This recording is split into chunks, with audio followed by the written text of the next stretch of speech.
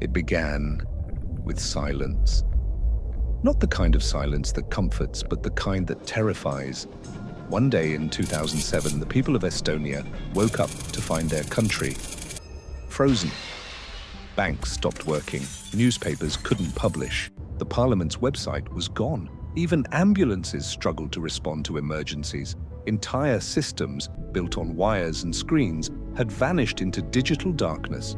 It wasn't a natural disaster, it wasn't a bomb, it was a man, a hacker whose identity, even today, remains cloaked in myth, had managed to do what armies had failed to do for centuries: bring an entire nation to its knees.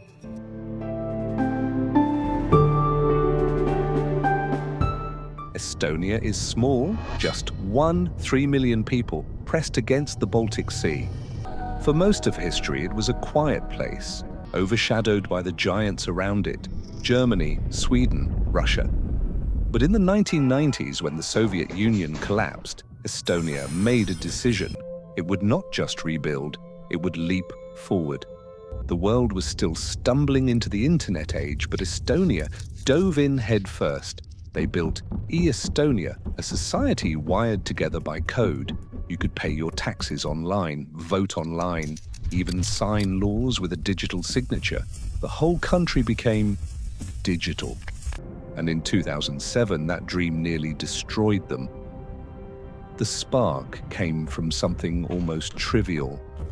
A statue, a Soviet war memorial, the Bronze Soldier, stood in the capital, Tallinn. For ethnic Russians in Estonia, it was a symbol of sacrifice. For ethnic Estonians, it was a reminder of occupation. When the government decided to move it, protests erupted, anger spilled into the streets, and then into cyberspace. First, websites slowed, then they collapsed.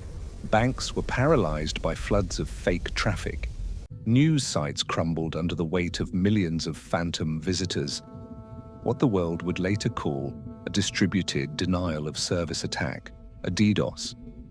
But in 2007, this wasn't just a nuisance, it was war. And for the first time in history, an entire country was the battlefield. The attacks didn't come from nowhere. They were traced, many believed, to Russia. Moscow denied it, of course. But to Estonians, the message was clear: we can break you without ever crossing your borders. Imagine it.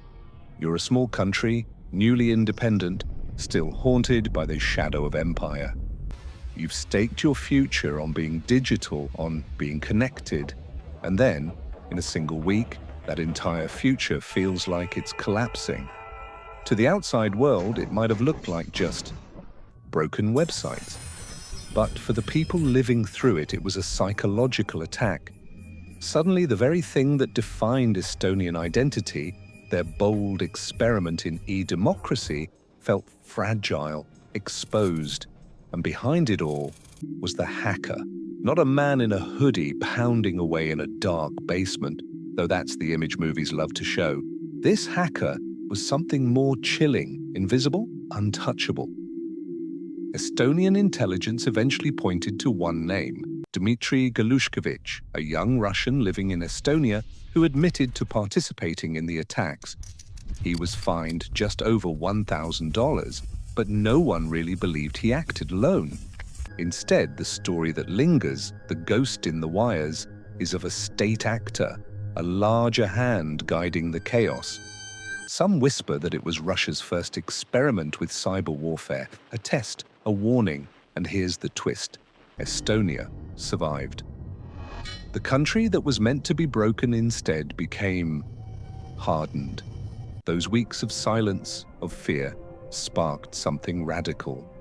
Estonia built what they called the Cyber Defense League, a volunteer army of IT experts sworn to protect the nation. They became pioneers in digital security, hosting NATO's Cooperative Cyber Defense Center in Tallinn. What was once their greatest vulnerability became their greatest strength.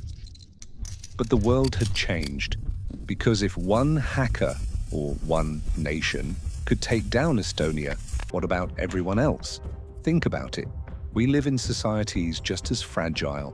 Banks, hospitals, even power grids, all woven together by invisible strings of code. What happens when someone decides to pull those strings?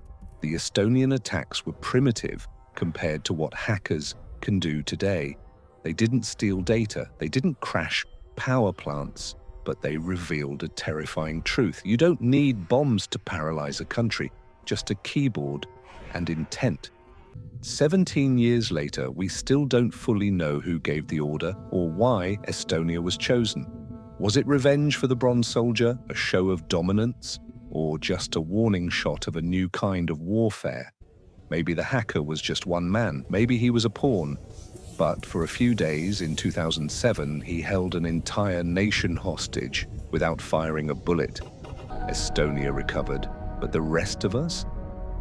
We live in the shadow of that silence. Every time we log into a bank account, swipe a card, or trust that the hospital has our records, we are living in a digital house of glass. And somewhere out there, unseen, are people with the power to throw the first stone. The hacker who took down a country wasn't just rewriting history, he was writing the future, our future. The question is, when it happens again, will we even be ready?